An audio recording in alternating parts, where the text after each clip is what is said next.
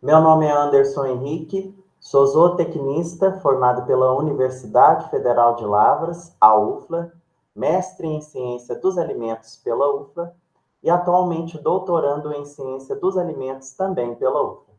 Hoje nós vamos falar sobre a microbiologia do leite e derivados, legislação e metodologias de análise. Então, antes da gente falar sobre os micro-organismos patogênicos que podem contaminar o leite e os produtos lácteos, e também os micro-organismos benéficos, que eu vou estar citando logo depois, que são essenciais em processos fermentativos para a obtenção de produtos lácteos, eu gostaria de iniciar a apresentação definindo o leite e demonstrando a sua composição química. Então, entende-se por leite, sem outra especificação, o produto oriundo da ordenha completa, ininterrupta, em condições de higiene, de vacas sadias, bem alimentadas e descansadas. A finalidade do leite é de nutrir a cria. Aqui nós temos um exemplo da composição química do leite. Então, o leite ele é formado por água, cerca de 87 a 88,5%. Ele é formado pelos sólidos totais, que compreende a gordura, a lactose, o principal açúcar do leite, as proteínas, os sais minerais, as vitaminas, os ácidos, os gases, que também estão presentes no leite. Então, a gente consegue observar que o leite ele é rico em nutrientes, como a lactose, a proteína e a gordura, que vão servir de alimento para os micro-organismos patogênicos. Aqui nós temos algumas legislações, tanto para o leite quanto para os produtos lácteos. A principal legislação que a gente tem para o leite cru refrigerado é a legislação, a Instrução Normativa de número 76, de 26 de novembro de 2018, que estabelece para o leite cru refrigerado de tanque individual ou de uso comunitário uma contagem padrão em placas de, no máximo, 300 mil unidades formadoras de colônia por mililitros de leite, que é a mesma coisa que 3 vezes 10 elevado à quinta potência. Essa é a nossa principal legislação que a gente tem para o leite cru refrigerado, para o leite pasteurizado e para o leite pasteurizado tipo A, que é aquele leite que é produzido na própria granja leiteira. Essa é uma média geométrica trimestral. Nós sabemos que os produtores rurais eles são bonificados pelo pagamento aí, pela qualidade do seu leite. Aqui é só para demonstrar algumas especificações da FAO para a contagem total de aeróbios mesófilos em alguns alimentos. Só destacando aqui que para o leite em pó, ela estabelece uma contagem total de aeróbicos mesofílicos de 5 vezes 10 elevado à quarta potência. Mas a principal legislação que a gente tem, tanto para o leite pasteurizado quanto para os produtos lácteos, é a Instrução Normativa de número 161, de 1º de julho de 2022, que estabelece os padrões microbiológicos para vários tipos de alimentos, incluindo o leite e seus derivados. Então, aqui, essa legislação ela pode ser acessada diretamente na internet.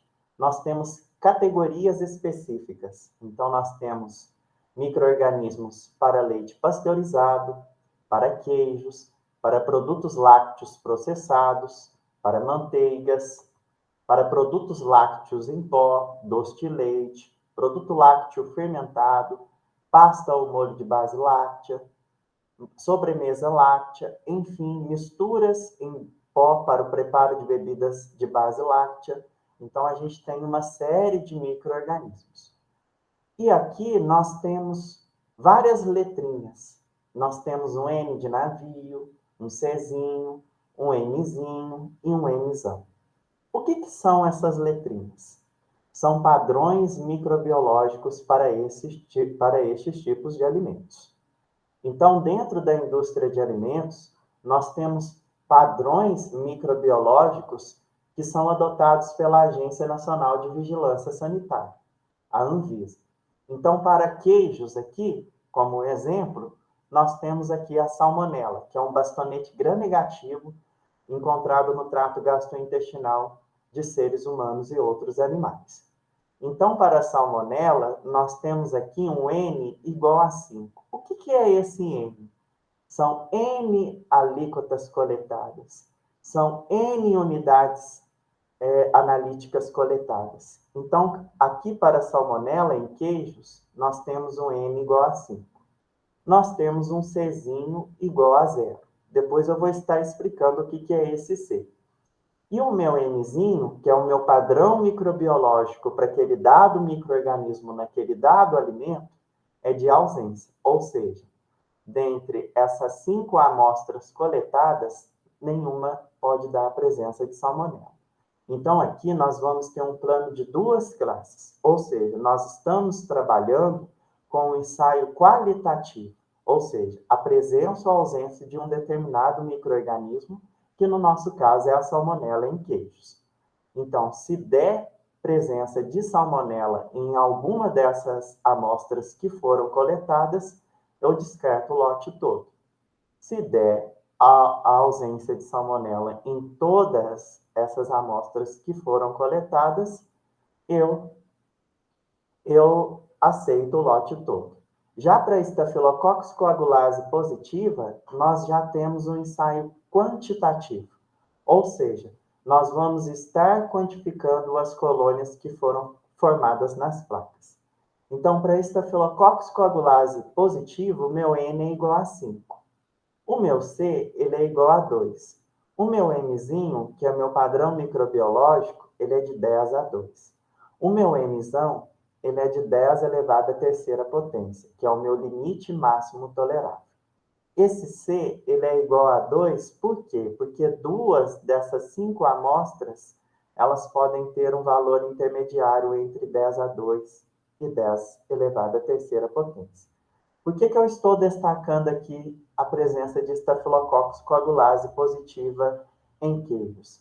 É porque acima disso aqui, do limite máximo tolerável, significa que as espécies de Staphylococcus que tem ali nessa contagem geral de Staphylococcus coagulase positiva, tem genes para a produção de um quadro de toxinose à saúde dos seres humanos.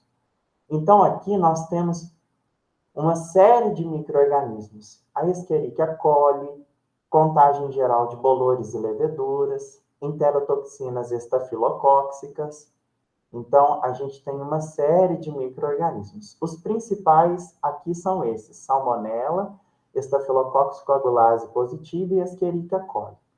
Aqui só muda para alguns produtos, como produtos lácteos em pó, incluindo leite, compostos lácteos, soro de leite, concentrado proteico de leite ou de soro, a contagem total de micro-organismos aeróbicos mesofílicos. E aqui para pasta ou molho de base láctea pasteurizada, refrigerada, com ou sem adição, temperado ou não, excluindo os queijos, a contagem de bacilos cereus. Aqui é um exemplo de como que é realizada essa análise tradicional de salmonela. Então, a primeira etapa é a pesagem de 25 gramas, que é a unidade analítica, mais a homogeneização com 225 ml de água peptonada tamponada. E a gente pega esse frasco com essa unidade analítica e leva para incubar a 37 graus. Essa primeira etapa ela é chamada de pré-enriquecimento. E ela tem a finalidade de recuperar as células injuriadas devido a alguma aplicação de calor, congelamento dentro da indústria. Então, após essa fase de pré-enriquecimento, nós temos o enriquecimento seletivo. Então, alíquotas de 1 ml são transferidas para caldo tetrationato e alíquotas de 0,1 ml desse pré-enriquecimento são transferidas aí para o caldo Rapaport bacillidis de soja. Esses caldos eles são incubados e em seguida são realizadas estrias em meios seletivos e diferenciais como xilose, lisina, descarboxilato e é sempre utilizado o meio opcional. E essas colônias características são submetidas a testes bioquímicos e a testes sorológicos. Aqui é só para demonstrar alguns meios de cultura para a salmonela e também para a Escherichia coli. Aqui no meio, Rambach, que é um meio que tem uma cor de Nesquik, umas colônias de coloração vermelha, a salmonela ela vai fermentar aqui nesse meio de cultivo o propileno glicol, que em combinação com o indicador de pH, mistura cromogênica, produz uma coloração vermelha. Já aqui nesse mesmo meio de cultivo, no Rambach, que serve tanto para a salmonela quanto para a Escherichia coli, a Escherichia coli, como esse meio é um meio cromogênico, ele muda de cor, ela vai fermentar a lactose através da beta-galactosidase, que vai atuar no substrato cromogênico, produzindo coloração azul das colônias. Aqui é só para demonstrar como que a gente faz essa contagem de Staphylococcus coagulase positiva. São várias espécies de Staphylococcus que têm a capacidade de estar produzindo a enzima coagulase, que pega esse plasma de coelho in vitro liofilizado, aqui a gente tem o fibrinogênio nesse plasma de coelho, e dá origem à fibrina, formando o coágulo visível. Por isso que a gente chama de Staphylococcus coagulase positiva. Dentre essas espécies que são produtoras da coagulase, a principal espécie que tem destaque aí de interesse médico é a bactéria Staphylococcus aureus. Então, aqui a gente tem as colônias negras e em volta a gente tem uma formação de halo. Esse aqui é o agar Bird Park. Nesse agar vai uma emulsão de gema de ovo e o telurito. Então, essa bactéria, ela reduz o telurito de potássio a telúrio, dando origem a essa cor negra. E, além disso, ela forma esse halo devido à ação de enzima sobre a gema de ovo que é adicionado nesse meio de cultivo. Aqui é só para demonstrar como que a gente faz a análise de Escherichia coli. Então, para a gente estar contando a Escherichia coli, nós necessitamos de iniciar a nossa análise avaliando os coliformes totais e os coliformes termotolerantes. E a partir daqui, dos coliformes termotolerantes, nós realizamos estrias em agar específico, que é o agar eosina azul de metileno, onde essa bactéria ela vai fermentar a lactose e produzir essas colônias verde metálica brilhante, que é característica de Escherichia coli, e depois nós submetemos essas colônias a vários testes bioquímicos para verificar se tem ou não ali a presença de Escherichia coli e também calcular ali a Escherichia coli em gramas, que é o que é exigido pela nossa legislação, tanto para leite quanto para os produtos lácteos. E agora eu só vou falar um pouco sobre as bactérias benéficas nesses processos fermentativos de leite. E dentre essas bactérias benéficas, nós temos as bactérias lácticas, que são bactérias anaeróbias facultativa, catalase negativa, gram-positiva, não esporulada, ou seja, não tem a capacidade de produzir esporos, tem uma alta exigência nutricional, no meio de cultivo tem que ter alguma vitamina específica e são produtoras de ácido lático.